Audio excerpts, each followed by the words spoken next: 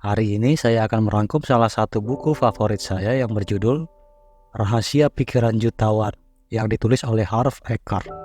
Menurut saya, bagian yang paling menarik dari buku ini adalah bagian di mana penulisnya berbicara tentang 17 perbedaan utama antara orang kaya dan orang miskin.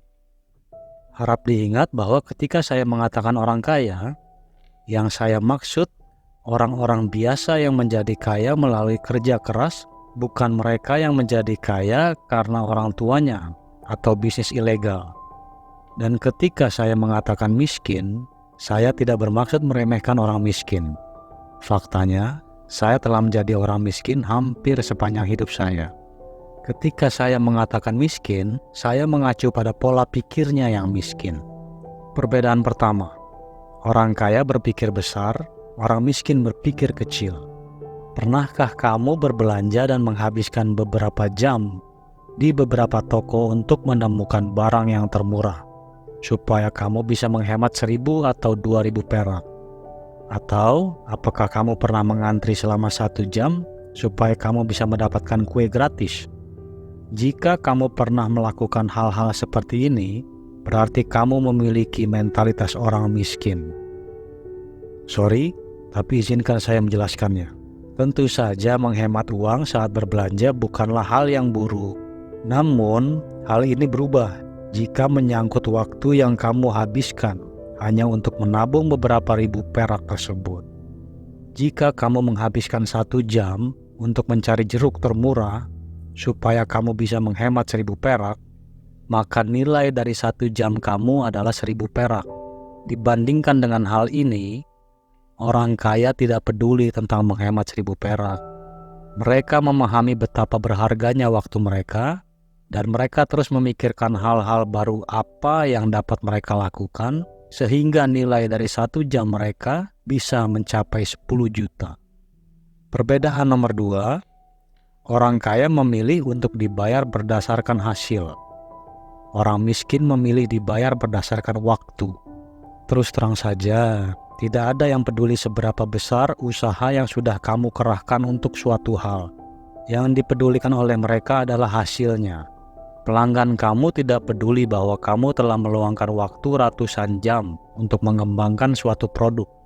Dan apabila produk kamu berkualitas rendah, sekalipun kamu memberitahu pelanggan kamu mengenai kerja keras, upaya, dan keringat yang telah kamu kerahkan, menurut kamu pelanggan tersebut akan membelinya? Tentu saja tidak. Yang mereka pedulikan adalah hasilnya. Jika produknya bagus, mereka pasti akan membelinya, terlepas dari segala bentuk pengorbanan di dalam proses pembuatannya. Misalnya, kamu tidak peduli berapa banyak usaha dan waktu yang saya curahkan untuk membuat video ini. Jika videonya bagus, kamu akan terus menontonnya. Jika tidak, kamu cukup mengklik video yang lainnya. Sekali lagi, yang terpenting adalah hasilnya, bukan usaha atau waktu yang telah dicurahkan. Penulis mengatakan, jika kamu ingin mengetahui nilai kamu yang sebenarnya, maka bekerjalah untuk hasilnya, bukan gajinya. Orang kaya percaya pada nilai mereka dan kemampuan mereka untuk memberikan hasil. Orang miskin tidak. Itulah sebabnya gaji tetap sangat penting bagi mereka. Perbedaan ketiga, orang kaya berpikir keduanya. Orang miskin berpikir salah satu atau orang miskin merasa bahwa semuanya hanya ada sedikit dan mereka tidak bisa memperoleh segalanya. Orang kaya berpikir bahwa semuanya masih banyak dan semua orang bisa kebagian dan kamu bisa mendapatkan apapun yang kamu inginkan. Orang miskin percaya pada kelangkaan, orang kaya percaya pada kelimpahan. Apakah kamu ingin punya karir yang sukses atau hubungan yang erat dengan keluarga kamu? Kenapa nggak dua-duanya? Apakah kamu ingin fokus pada bisnis atau bersenang-senang dan bermain?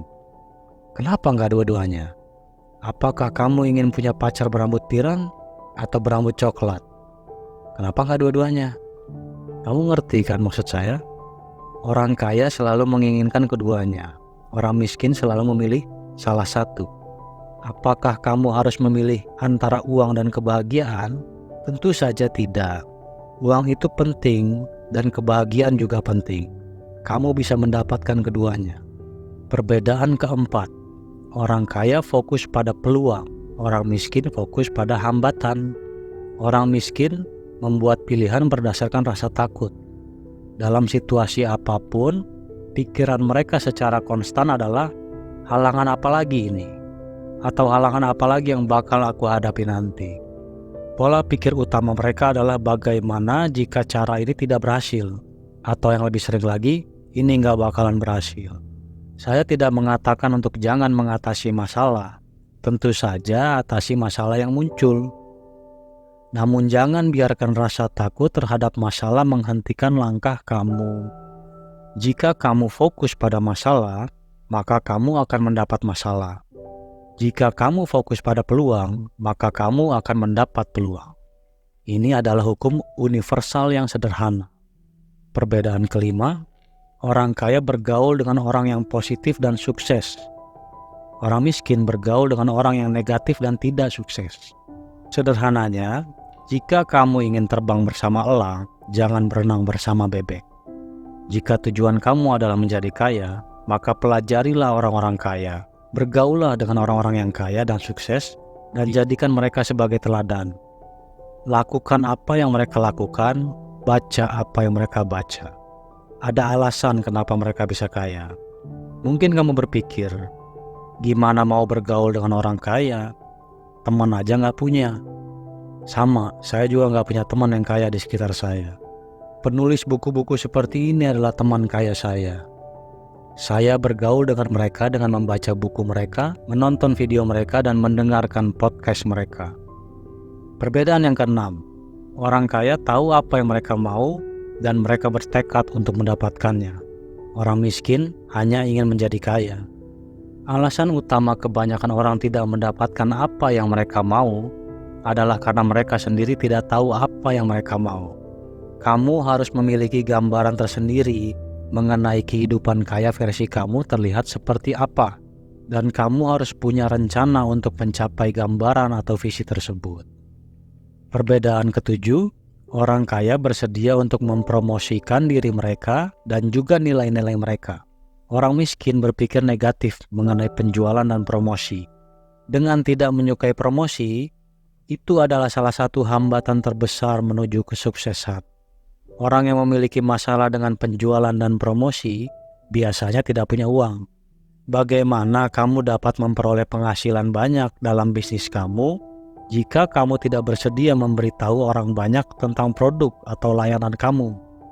Apapun pekerjaan yang kamu lakukan, kamu harus pandai dalam penjualan dan promosi. Hampir semua aspek kehidupan kita melibatkan penjualan. Misalnya saat kamu mencoba meyakinkan pasangan kamu untuk pergi ke restoran daripada belanja ke Toserba, kamu sedang berjualan. Ketika kamu mencoba meyakinkan anak kamu untuk belajar, kamu sedang berjualan. Faktanya, saat sekarang ini, saya sedang berjualan. Saya sedang menjual video saya kepada kamu, dan kamu membayarnya dengan waktu kamu. Kamu membayar dengan beberapa menit dari hidup kamu, dan saya tidak malu menjual video saya kepada kamu. Saya tidak malu untuk mempromosikannya dan meminta kamu untuk menekan tombol like dan subscribe-nya, karena saya tahu bahwa ide-ide dari buku-buku semacam ini akan sangat membantu kamu dalam mengubah pola pikir kamu. Perbedaan ke-8, orang kaya percaya bahwa saya yang membentuk kehidupan saya. Orang miskin percaya kejadian kehidupan membentuk diri saya. Jika kamu ingin menciptakan kekayaan, penting bagi kamu untuk memiliki keyakinan bahwa kamulah yang berada di balik kemudi. Orang miskin menjalani kehidupan hanya sebagai penumpang. Sebaliknya, orang kaya selalu duduk di belakang kemudi. Pernahkah kamu memperhatikan bahwa biasanya orang-orang miskinlah yang menghabiskan banyak uang untuk bermain lotre? Mereka memiliki harapan yang sangat besar bahwa seseorang akan mengambil nama mereka dari sebuah topi dan memberi mereka uang yang pada akhirnya akan membuat mereka menjadi kaya. Eckhart mengatakan bahwa orang miskin juga membenarkan situasi mereka. Mereka mengucapkan hal-hal seperti, uang itu gak penting, kebahagiaan dan cinta adalah yang terpenting. Perbandingan seperti ini tidak benar. Izinkan saya mengajukan pertanyaan, mana yang lebih penting? Apakah kaki kamu atau lengan kamu? Kamu mungkin akan berkata, pertanyaan bodoh macam apa itu? Tentu saja keduanya penting. Sama halnya dengan uang dan kebahagiaan. Keduanya penting. Orang miskin juga menyalahkan yang lainnya. Mereka tidak pernah menyalahkan diri mereka sendiri dan selalu menganggap dirinya sebagai korban. Alasan lainnya mengapa orang miskin itu miskin adalah karena mereka mengeluh. Di saat seseorang mengeluh, mereka fokus pada apa yang salah di dalam hidup mereka. Dan apa yang mereka fokuskan itu akan berkembang. Jadi mereka akan terus mendapatkan yang salah dalam hidup mereka. Perbedaan ke-9, orang kaya mengelola uangnya dengan baik. Orang miskin tidak pandai mengelola uang. Uang hanyalah sebuah alat seperti komputer atau telepon yang mengharuskan kamu untuk mempelajari cara menggunakannya. Kita menghabiskan waktu berjam-jam untuk mempelajari cara menggunakan komputer, tapi ketika menyangkut masalah uang, orang-orang mengabaikan fakta sederhana ini dan tidak mau membaca buku dan mempelajari cara kerja uang dan cara mengelolanya. Dengan banyaknya keluhan dari orang-orang dengan pola pikir miskin mengenai situasi keuangan mereka, kamu mungkin berpikir bahwa mempelajari dasar-dasar keuangan menjadi hal yang masuk akal untuk dilakukan. Namun hal tersebut tidak pernah terjadi. Orang kaya tidaklah lebih pintar dari orang miskin. Mereka hanya memiliki kebiasaan keuangan yang berbeda dan lebih mendukung situasi mereka. Untuk menguasai uang, kamu harus pandai mengelola uang. Dengan berkata hal seperti, saya akan mulai mengelola uang setelah saya punya uang. Sama halnya dengan orang yang kelebihan berat badan mengatakan, saya akan mulai berolahraga dan berdiet setelah berat badan saya turun 5 kilo. Pertama, kamu kelola dulu uang yang kamu miliki dengan benar. Baru kamu akan mampu memegang kendali atas uang yang lebih banyak lagi untuk dikelola. Jika anak kamu tidak mampu mengendalikan ataupun merawat sepeda, apakah kamu akan membelikannya mobil? Tentu saja tidak. Untuk mengelola uang kamu dengan baik, penulis menyarankan untuk membuat 5 akun. Akun investasi, akun bermain, akun edukasi, akun sumbangan, dan akun pengeluaran. Kamu harus memasukkan 10% dari pendapatan kamu setelah dipotong pajak ke akun investasi kamu. Akun itulah yang nantinya akan menciptakan angsa yang bertelur emas. Eker juga merekomendasikan untuk memasukkan jumlah yang sama, yaitu 10% untuk akun bermain. Uang di akun bermain harus dibelanjakan di akhir bulan untuk aktivitas yang menyenangkan. Jika kamu selalu menabung, pada akhirnya bagian dari diri kamu yang menginginkan kesenangan akan menyabotase akun kamu yang lainnya. Alokasi persentase untuk 5 akun pengelolaan uang adalah sebagai berikut. 10% investasi, 10% bermain, 10% edukasi, 5% sumbangan, 65% pengeluaran. Perbedaan ke-10. Orang kaya lebih besar dari masalahnya. Orang miskin lebih kecil dari masalahnya. Rahasia menjadi sukses bukan mencoba menghindari atau menyingkirkan masalah. Rahasianya adalah mengembangkan diri kamu agar kamu lebih besar dari masalah apapun. Tidak peduli kamu kaya atau miskin, kamu akan menghadapi masalah. Besarnya masalah tidaklah penting. Yang penting adalah besarnya kamu. Semakin besar masalah yang dapat kamu tangani, semakin banyak bisnis yang dapat kamu tangani. Semakin besar tanggung jawab yang dapat kamu tangani, semakin banyak karyawan yang dapat kamu tangani. Semakin banyak uang yang dapat kamu tangani. Hal-hal yang kita sebut sebagai masalah sebenarnya hanyalah situasi. Kita yang membuat situasi tersebut menjadi masalah. Di suatu situasi yang sama, sebagian orang menjadikannya sebagai masalah, sebagian lainnya bahkan tidak terpengaruh. Kok bisa? Situasi yang sama bisa menjadi masalah bagi seseorang, namun tidak bagi orang lainnya.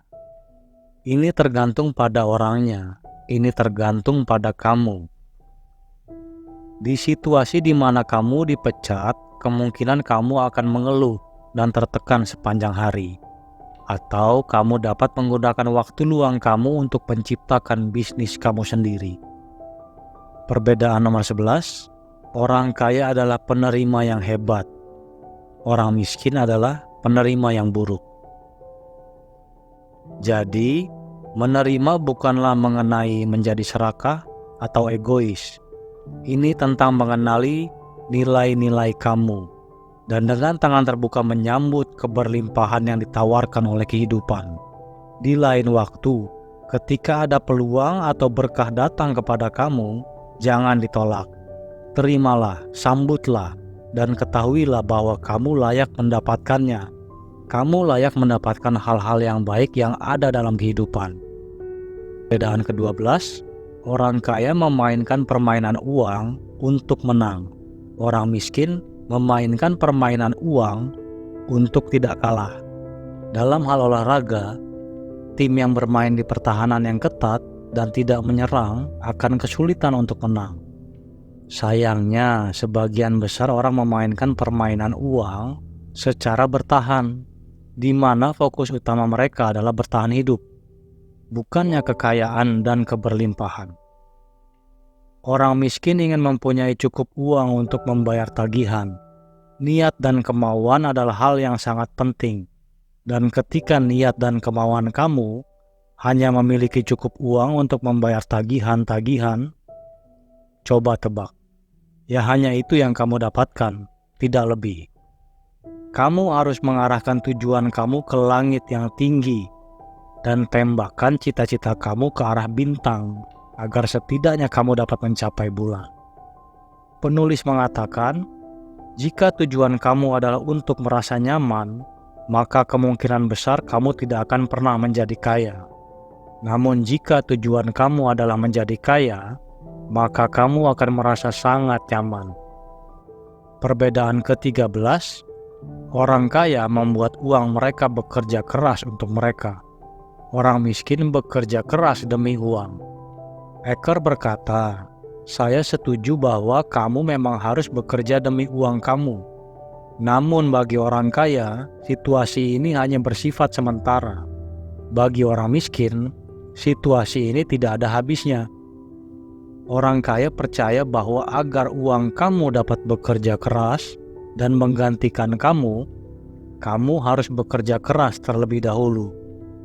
Mereka juga tahu bahwa semakin banyak uang kamu bekerja, semakin sedikit jumlah pekerjaan yang harus kamu lakukan. Tujuan utamanya seharusnya adalah untuk menjadi bebas secara finansial secepatnya. Eker mendefinisikan kebebasan finansial secara sederhana. Kebebasan finansial adalah kemampuan untuk menjalani gaya hidup yang kamu inginkan tanpa harus bekerja atau bergantung pada orang lain demi uang. Dan bagaimana caranya? Kamu membutuhkan penghasilan pasif. Singkatnya, kamu menjadi bebas secara finansial ketika penghasilan pasif kamu melebihi pengeluaran kamu. Banyak orang yang tidak dapat membedakan antara menjadi kaya dan kebebasan finansial. Mereka berpikir bahwa pertama kamu harus menjadi kaya terlebih dahulu agar bisa bebas secara finansial. Namun hal tersebut tidak benar. Kebebasan finansial diutamakan karena lebih mudah untuk dilakukan dan lebih cepat untuk dicapai. Setelah penghasilan pasif kamu mulai menghasilkan dan kamu tidak perlu bekerja lagi untuk siapapun, maka kamu dapat menggunakan waktu luang kamu untuk membangun kekayaan. Ada dua sumber utama pendapatan pasif. Yang pertama adalah uang bekerja untuk kamu. Hal ini mencakup pendapatan investasi dan instrumen keuangan seperti saham, obligasi, atau aset lain yang nilainya meningkat. Sumber pendapatan pasif terbesar kedua adalah bisnis yang bekerja untuk kamu. Hal ini berarti bisnis yang menghasilkan pendapatan berkelanjutan untuk kamu yang dapat beroperasi tanpa perlu kamu terlibat secara pribadi. Perbedaan nomor 14. Orang kaya fokus pada kekayaan bersihnya. Orang miskin fokus pada pendapatan kerja. Ketika menyangkut uang, pertanyaan umum yang sering ditanyakan orang adalah, berapa penghasilan kamu? Pertanyaan berapa kekayaan bersih kamu jarang kita dengar. Hanya sedikit orang yang berbicara seperti ini. Kekayaan diukur berdasarkan kekayaan bersih, bukan berdasarkan pendapatan kerja. Untuk mengetahui kekayaan bersih kamu, yang harus kamu lakukan adalah menjumlahkan nilai dari segala sesuatu yang kamu miliki, termasuk uang tunai dan investasi seperti saham, obligasi, real estate, bisnis kamu, serta tempat tinggal kamu jika itu milik kamu sendiri. Lalu semua itu dikurangi dengan hutang kamu. Kekayaan bersih dianggap sebagai ukuran utama kekayaan, karena jika diperlukan, apa yang kamu miliki dapat dicairkan menjadi uang tunai. Perbedaan ke-15. Orang kaya mengambil tindakan walaupun merasa takut. Orang miskin membiarkan rasa takut yang menghentikan langkah mereka. Dalam bukunya, Eckhart membahas tentang rumus manifestasi. Menurut rumus ini, pikiran menghasilkan perasaan. Perasaan kemudian mengarah pada tindakan, dan tindakan membuahkan hasil. Misalnya, kamu memikirkan sebuah donat, kemudian timbul dalam perasaan kamu ingin memakan donat tersebut. Lalu kamu berdiri dan pergi ke toko untuk membeli donat. Jika proses ini terus berulang, berat badan kamu akan bertambah. Pikiran dan perasaan adalah bagian dari dunia dalam kamu, sedangkan menjadi kelebihan berat badan adalah bagian dari dunia luar kamu. Tindakan adalah jembatan antara dunia dalam kamu dan dunia luar kamu. Jika tidak ada tindakan, maka pikiran dan perasaan kamu tentang menjadi kaya tidak ada gunanya. Banyak orang yang membaca buku-buku seperti ini untuk menjadi kaya, namun kebanyakan dari mereka tidak mengambil tindakan dan menerapkan apa yang mereka pelajari. Ini bukan tentang berapa banyak buku yang kamu baca, tapi ini tentang berapa banyak buku yang kamu terapkan dalam kehidupan nyata. Jika tindakan merupakan hal yang sangat penting dalam mencapai kesuksesan, lalu apa yang menghalangi kita untuk mengambil tindakan tersebut? Rasa takut, ketakutan, keraguan, dan kekhawatiran adalah hambatan yang paling umum, tidak hanya terhadap kesuksesan, namun juga kebahagiaan. Salah satu perbedaan terbesar antara orang kaya dan orang miskin adalah bahwa orang kaya tetap bersedia bertindak meskipun mereka merasa takut, meskipun mereka merasa tidak nyaman. Sebaliknya, orang miskin membiarkan rasa takut menghentikan mereka. Mereka tidak ingin merasa tidak nyaman. Jika kamu hanya bersedia melakukan hal-hal yang nyaman-nyaman saja, hidup kamu akan menjadi tidak nyaman. Namun jika kamu bersedia melakukan apa yang tidak nyaman, hidup kamu akan menjadi cukup nyaman. Perbedaan ke-16, orang kaya terus belajar dan berkembang. Orang miskin merasa mereka sudah tahu semuanya. Terus terang saja, jika kamu tidak kaya dan bahagia, kemungkinan besar masih banyak hal yang harus kamu pelajari mengenai uang, kesuksesan, dan kehidupan. Pertimbangkan ini, jika kamu tidak sesukses yang kamu inginkan, berarti ada sesuatu yang tidak kamu ketahui. Jika kamu tidak kaya, berarti masih ada banyak hal yang perlu kamu pelajari dan terapkan. Jika kamu terus melakukan apa yang selama ini kamu lakukan, maka kamu hanya akan mendapatkan apa yang selama ini kamu dapatkan. Perbedaan ke-17, orang kaya mengagumi orang kaya dan sukses lainnya. Orang miskin membenci orang kaya dan sukses. Orang miskin seringkali memandang kesuksesan orang lain dengan kebencian, kecemburuan, dan iri hati. Ini adalah perbedaan terakhir. Tolong tuliskan ide atau pelajaran favorit kamu dari video ini di kolom komentar. Jika video ini membantu kamu sekalipun hanya sedikit saja, jangan lupa klik tombol like dan subscribe untuk mendapatkan notifikasi untuk video selanjutnya. Terima kasih telah menonton sampai habis.